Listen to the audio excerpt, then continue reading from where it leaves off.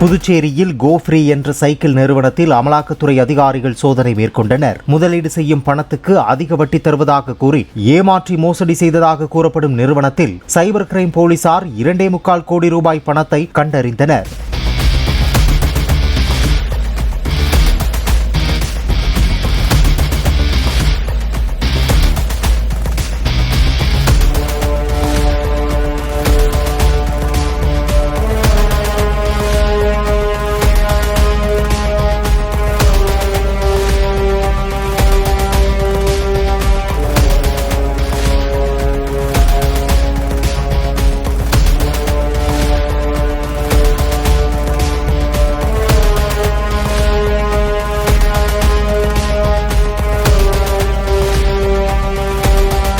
Play store மற்றும் app ஸ்டோரில் இருந்து பாலிமர் செயலியை QR கோடு மூலம் பதிவிறக்கம் செய்யுங்கள்.